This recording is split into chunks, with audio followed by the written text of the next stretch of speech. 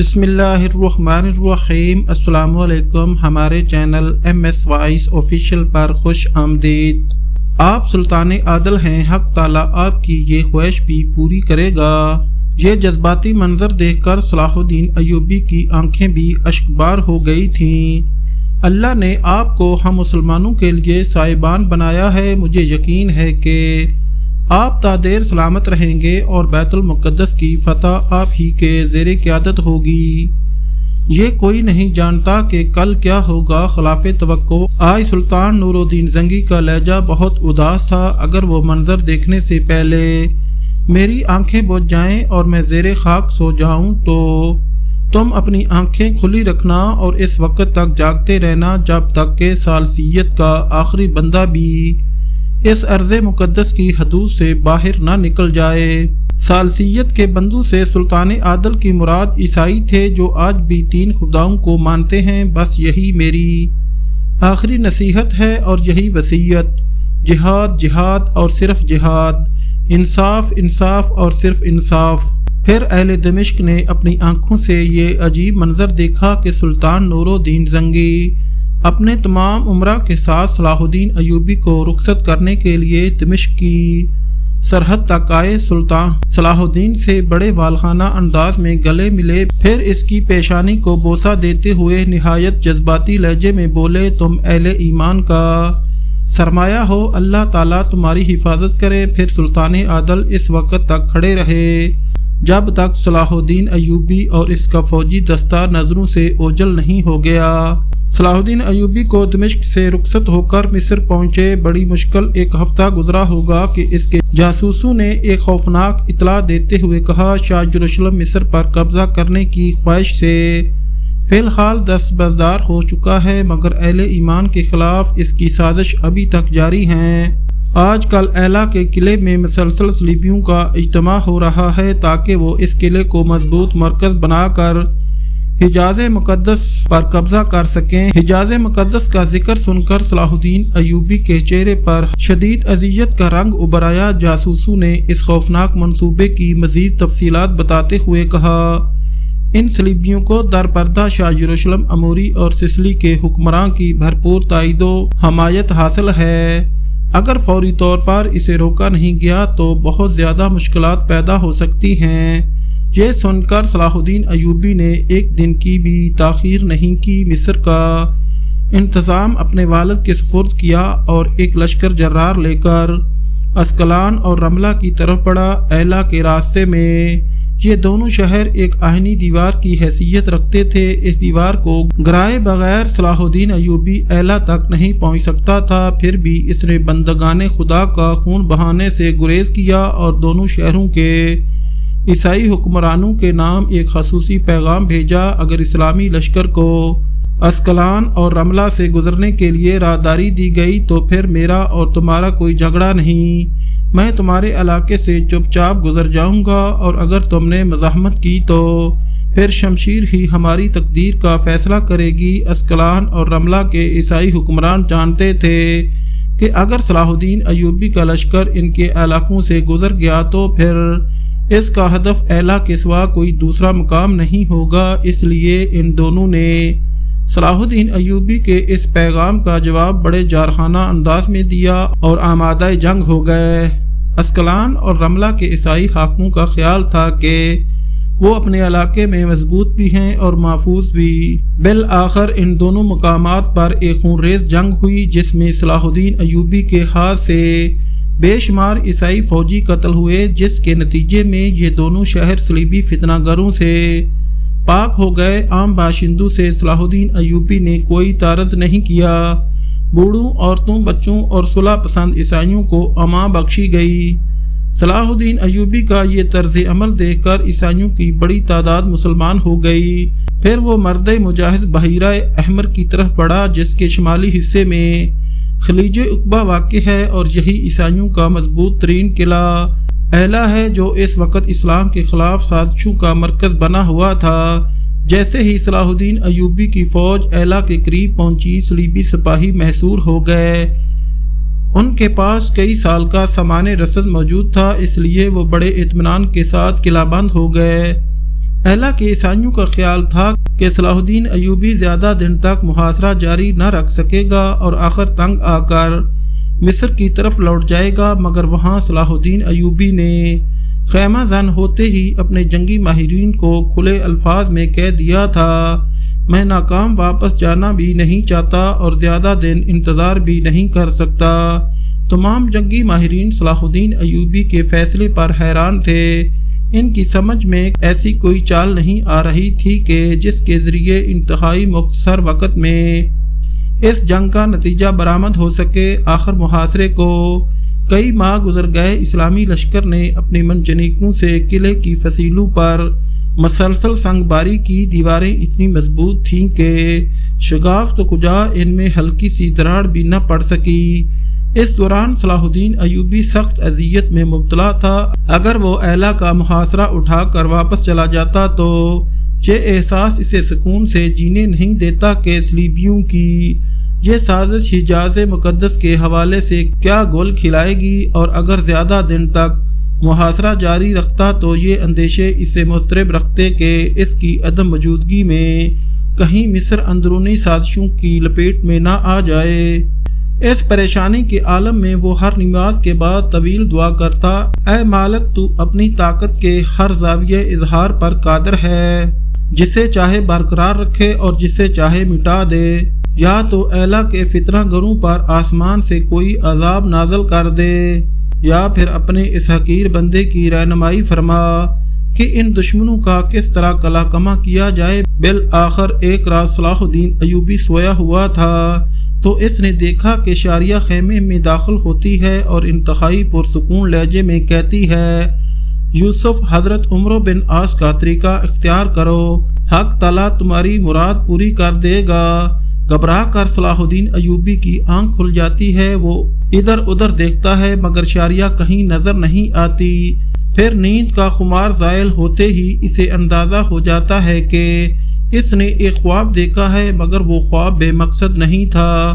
صلاح الدین کو فوراً ہی وہ تاریخ ساز واقعہ یاد آ گیا جب مسلمان روم پر حملہ آور تھے، مگر رومی فوج قلعہ بند ہو کر اطمینان سے بیٹھ گئی۔ محاصرے نے اس قدر طول کھینچا کہ 6 ماہ گزر گئے اور جنگ کا کوئی نتیجہ برآمد نہیں ہوا۔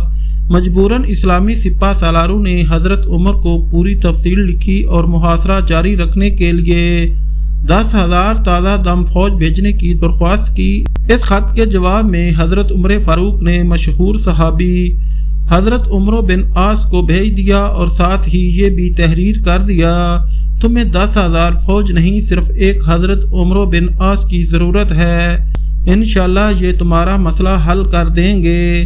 یہ حضرت عمر فاروق کا زمانہ خلافت تھا جب مسلمان روم پر حملہ آور تھے، مگر رومی فوج قلعہ بند ہو گئی تھی۔ حضرت عمرو بن عاص نے روم پہنچتے ہی 2-4 دن تک شہر کے گرد و نواح اور قلعے کی ظاہری حالت کا جائزہ لیا۔ پھر آپ نے فرمایا، کل نماز فجر کے بعد تمام خیمے اکھاڑ ڈالو اور دشمن کو یہ واضح تاثر دو کہ تم لوگ ناکام و نامراد واپس جا رہے ہو۔ رومی حکمران نے بڑی مسرت کے ساتھ مسلمانوں کی واپسی کا منظر دیکھا۔ پھر اس نے اپنے کچھ جاسوس لشکر اسلام کے تعاقب میں روانہ کیے۔ ان جاسوسوں نے 25 میل تک اسلامی فوج کا پیچھا کیا۔ پھر انہوں نے واپس آ کر اپنے حکمران کو اطلاع دی کہ واقعتاً لشکر اسلام جا چکا، اب اس کے لوٹنے کا کوئی امکان باقی نہیں۔ اس مصدقہ اطلاع کے بعد قلعے کے دروازے کھول دیے گئے۔ پورا شہر 6 مہینے سے ویران پڑا تھا۔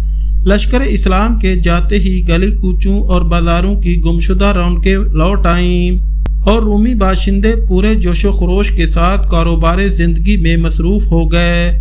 تقریباً 100 میل کا فاصلہ طے کرنے کے بعد حضرت عمرو بن عاص نے اسلامی لشکر کو 2 حصوں میں تقسیم کر دیا۔ ایک فوجی دستہ دائیں طرف مڑا اور دوسرا بائیں طرف۔ دونوں فوجی دستوں کو ہدایت تھی کہ وہ طویل چکر کاٹ کر قلعے کے عقب میں پہنچ جائیں، پھر دونوں دستے دائیں اور بائیں سے تیزی کے ساتھ نمودار ہوں۔ پھر جب لشکر اسلام حضرت عمرو بن عاص کی ہدایت کے مطابق واپس لوٹے تو رومی باشندے روزمرہ کے عیش و عشرت میں مبتلا تھے اور ان کی فوج بے خبری کی حالت میں گہری نیند سو رہی تھی۔ نتیجتاً لشکر اسلام ان پر عذاب ناگہانی کی طرح نازل ہوا۔ رومی سپاہیوں کو اتنی مہلت بھی نہ مل سکی کہ وہ بھاگ کر دوبارہ قلعہ بند ہو جاتے۔ انجام کار ان کی بڑی تعداد تہ تیغ ہو گئی، کچھ سپاہی فرار ہونے میں کامیاب ہو گئے اور باقی غلام بنا لیے گئے۔ واضح رہے کہ حضرت عمرو بن عاص کا شمار دنیا کے ذہین ترین افراد میں ہوتا ہے۔ اس کے علاوہ آپ فاتح مصر بھی تھے۔ آخر صلاح الدین ایوبی نے یہی طریقہ اختیار کیا۔ پھر جب صلیبی ایلا قلعے کا دروازہ کھول کر باہر آئے اور حسب عادت رنگ رلیاں منانے لگے تو صلاح الدین کے لشکر نے انہیں اس طرح پیس ڈالا جیسے چکی کے دو پاٹوں کے درمیان گندم۔ عیسائی سپاہیوں کی ایک بہت ہی معمولی تعداد فرار ہونے میں کامیاب ہو سکی۔ نصف سے زیادہ مزاحمت کرتے ہوئے قتل ہو گئے اور باقی نے ہتھیار ڈال کر امان طلب کی، مگر صلاح الدین ایوبی نے انہیں معاف نہیں کیا کیونکہ وہ تعصب اور فتنہ گر سپاہی تھے۔ سب سے زیادہ حیرت کی بات تھی کہ ایلا میں عام شہریوں کا نام و نشان تک نہیں تھا۔ گلی گلی قبا خانے آباد تھے جہاں صرف خوبصورت عیسائی طوائفیں رہتی تھیں۔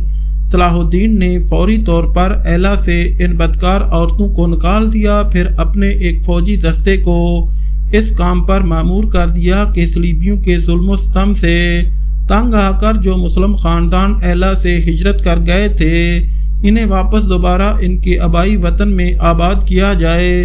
اسکلان، رملہ اور ایلا کی فتوحات پر خلیفہ عباسی اور سلطان نور الدین زنگی نے صلاح الدین ایوبی کو مبارکباد کے خطوط کے ساتھ قیمتی تحائف بھی بھیجے۔ اس عرصے میں زبیدہ خانم بھی مصر پہنچ چکی تھی۔ ماں باپ اور بھائی صلاح الدین کی اس کامیابی پر مسرت کے جذبے سے سرشار تھے، مگر صلاح الدین ایوبی بہت دن تک بس ایک ہی بات پر غور کرتا رہا کہ شاریہ اس کے خواب میں کیوں آئی تھی۔ آخر وہ کون سی روحانی طاقت تھی جس نے شاریہ کو اس کے اضطراب سے باخبر کر دیا تھا۔ اس دوران ہمارا یمنی نام کے ایک شعلہ بیان شاعر کچھ مصری امراء اور سسلی کے عیسائی حاکم کے ساتھ صلاح الدین ایوبی کو قتل کر کے مصر میں دوبارہ فاطمی خلافت قائم کرنا چاہتا تھا، مگر صلاح الدین ایوبی کے ایک ہمدرد زین الدین علی نے اسے بر وقت خبردار کر دیا۔ صلاح الدین ایوبی نے فوری طور پر اس سازش میں شریک ہونے والے تمام افراد کو گرفتار کر لیا اور پھر انصاف کے تقاضے پورے کرنے کے لیے مصر کی عدالت عالیہ میں ان پر مقدمہ چلایا گیا۔ آخر جب ان کا جرم ثابت ہو گیا تو انہیں سر عام پھانسی پر لٹکا دیا گیا تاکہ دوسرے فتنہ گروں کو عبرت حاصل ہو۔ ابھی اس واقعے کو چند دن ہی گزرے ہوں گے کہ سلطان نور الدین زنگی کے حکم پر صلاح الدین ایوبی ہی نے 568 ہجری میں کرک پر لشکر کشی کی اور اس کا محاصرہ کر لیا۔ اس محاصرے کے دوران صلاح الدین ایوبی کو ایک جاں گزاز خبر ملی۔ اس کا باپ نجم الدین ایوب گھوڑے سے گر کر مر گیا تھا۔ صلاح الدین نے سلطان نور الدین محمود زنگی کے نام معذرت نامہ تحریر کیا اور کرک کا محاصرہ چھوڑ کر قاہرہ روانہ ہو گیا۔ صلاح الدین ایوبی راستے کے خطرات کی پرواہ کیے بغیر طوفانی رفتار سے قاہرہ کی طرف بڑھ رہا تھا۔ اسے بس ایک ہی فکر تھی کہ وہ کسی طرح اپنے والد کا آخری دیدار کر لے۔ یہ بھی اس کی خوش قسمتی تھی کہ وہ اس وقت قاہرہ پہنچا جب نجم الدین ایوب کا جنازہ قبرستان لے جایا جا رہا تھا۔ صلاح الدین ایوبی نے کفن ہٹا کر باپ کا چہرہ دیکھا، آنکھوں میں غم کا غبار بھرا ہوا تھا، مگر اس نے لوگوں کے سامنے اپنے آنسو بہنے نہیں دیے کہ دیکھنے والے دہشت زدہ ہو جاتے تھے۔ 18 ذی الحج 568 ہجری کو قاہرہ کے باب النصر کے قریب جگان کھیلتے ہوئے وہ گھوڑے سے گر پڑا اور شدید زخمی ہو گیا۔ طبیبوں نے نجم الدین ایوب کی جان بچانے کی بہت کوشش کی، مگر ضربات اتنی گہری تھیں کہ وہ ان کے اثر سے بے ہوش ہو گیا اور پھر اسی بے ہوشی کے عالم میں رخصت ہو گیا۔ اگرچہ نجم الدین ایوب اپنے بیٹے صلاح الدین کو منحوس تصور کرتا تھا، مگر صلاح الدین ایوبی کو اپنے باپ سے بے پناہ محبت تھی۔ وہ نجم الدین ایوب کی موت پر بہت زیادہ سوگوار تھا۔ بار بار وہ اپنی والدہ زبیدہ خانم سے اپنی جذباتی کیفیت بیان کرتے ہوئے کہتا، پہلے چچا رخصت ہو گئے اور اب والد بھی چلے گئے، جبکہ مجھے ان کے مشوروں کی شدید ضرورت تھی۔ زبیدہ خانم نے بڑی محبت سے بیٹے کو سمجھایا، کسی کے ماں باپ ہمیشہ زندہ نہیں رہتے، یہ تو سب وقتی اور مادی سہارے ہیں۔ تم اس ذات پاک پر بھروسہ کرو جس کے قبضے میں پوری کائنات ہے، جو اپنے بندوں کی رہنمائی بھی کرتا ہے اور مشکل کشائی بھی۔ جس نے تم جیسے ایک عام نوجوان کو مصر کی وزارت عظمیٰ تک پہنچایا، وہی آئندہ بھی تمہاری مدد کرے گا۔ والدہ کی باتوں سے صلاح الدین ایوبی میں نیا حوصلہ پیدا ہوا۔ پھر زبیدہ خانم نے اپنے بیٹے سے ایک عجیب سوال کیا کہ صلاح الدین، مجھے بتاؤ کہ تم یہ جنگیں کس لیے لڑ رہے ہو؟ اپنی ہوس اقتدار کی تکمیل کے لیے یا تمہارا کوئی اور مقصد ہے؟ صلاح الدین ایوبی نے حیرت سے والدہ محترمہ کی طرف دیکھا اور نہایت پرسوز لہجے میں کہا، میدان جنگ کی طرف اٹھنے والا میرا ایک ایک قدم اسلام کی سربلندی کے لیے ہے۔ ناظرین، آج کی ویڈیو یہاں ختم کی جاتی ہے۔ انشاءاللہ جلد ہی اگلی قسط پیش کی جائے گی۔ ویڈیو اچھی لگے تو ہمارے چینل کو سبسکرائب اور لائک لازمی کریں اور ہماری حوصلہ افزائی کے لیے کمنٹ ضرور کیا کریں۔ شکریہ۔